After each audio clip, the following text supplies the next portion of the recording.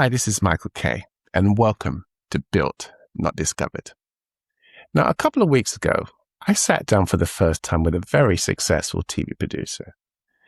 And we'd never met before, but almost before we'd said hello, he looked at me and said, "Michael, you just have to do a remix of Missing You."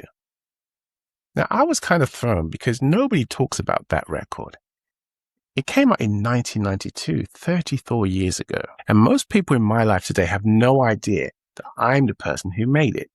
But to him, it was a classic, a rare piece of British soul history that serious music people still talk about in certain circles. Original vinyl copies change hands for decent money to this day. So today, I want to go back to where it all started. Before Pink, before Amy, before America, before any of it. I want to tell you about the phone call that started everything. Now, I was 18 years old. I had no connections, no introduction, no one to open a door for me. But what I did have was songs and an absolutely unshakable conviction that they were good enough. Somehow I got hold of the telephone number for Sony Music Publishing, and I called a man called James Little. Now, he was the international professional manager, which sounded very grand and very serious. And completely out of the blue, I called him cold with no warning. And I remember telling him quite calmly that I was a really good songwriter and that if he gave me some studio time to record my songs, I would let Sony Music Publishing sign me as their writer. I would let them, as if I was doing them the favor. Now, looking back, I don't know where that confidence came from. But when you're 18 and you believe in something completely, you don't see the ceiling. In fact, you don't even know the ceiling exists. And sometimes that's exactly what gets you through the door. Now, James, he heard me out. We met. He heard the songs. And Sony Music Publishing signed me. And pretty soon after, they realized something. I didn't just write well. I could sing. And not just sing, but perform. There was something marketable there. Something that deserved to be heard way beyond the publishing world. And so they made a decision that, as far as anyone knew, had never been made before.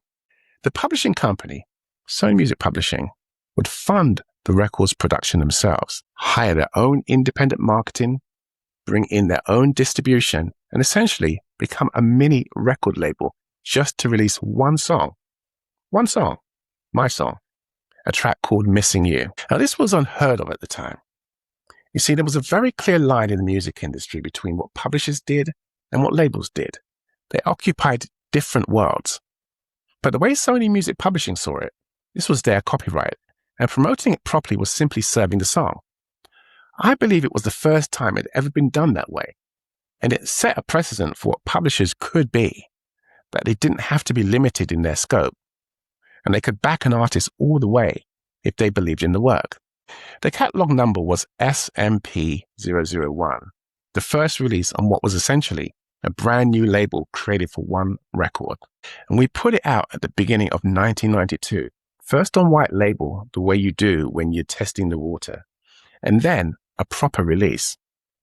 Now, to give you a sense of the moment, this was January 1992. Our record was circulating as a club promo at the exact time that Epic Records, which was another major label at Sony, was servicing Michael Jackson's Remember the Time. And that was going to radio and clubs ahead of its chart debut.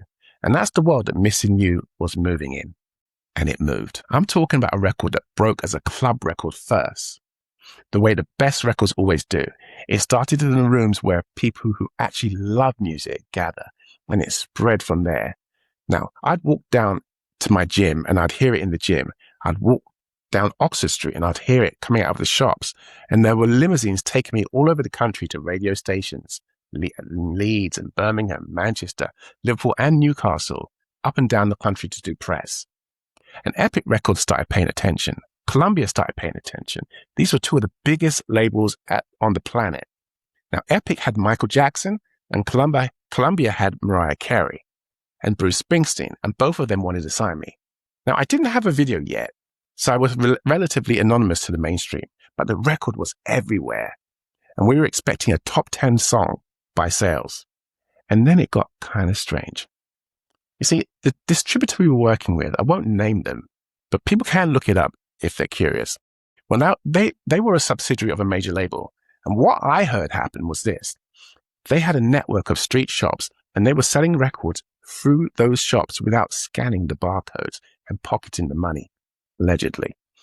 So I had this record that everyone knew, and I was kind of famous in a way and recognized in the street and being played on the radio, breaking into clubs. But none of the sales were registering and none of the money was coming in. At the time, Epic and Columbia were knocking, and the obvious next step was to take one of those deals and move to a major, get the proper infrastructure behind the record and finish what we'd started. But the publishing company had achieved something nobody thought they could do. And I think there was a moment where ego took over, where the instinct to become something and show the labels what they could do rather than do what was right for the artist took over. So instead of switching to Epic or Columbia, we stayed where we were. And then one day, I got a phone call telling me that the second single was ready. I hadn't been involved and nobody had called me. A producer had just made the record. It was a pop record. And the decision had been made without me. Well, I listened to the record and I knew immediately it wasn't going to work for the audience that we'd built anyway. The people who loved Missing You weren't looking for that. It wasn't right and it wasn't me. So I turned it down. I turned down the second single and I turned down the awards shows at the time that wanted me to perform that year. I walked away from it all. Now, everyone around me thought I was crazy. As far as the outside world was concerned, I had made it. I was on the verge of real stardom and I was walking away from it. But here's the thing. I had no money to show for it, just my modest publishing advance. And the business decisions had been taken away from me at the moment of success. And now someone was asking me to go out onto those stages and perform a song that I hadn't written and I didn't believe in front of an audience that had found me through something completely different. There was no way I was going to misrepresent myself, not then and not ever.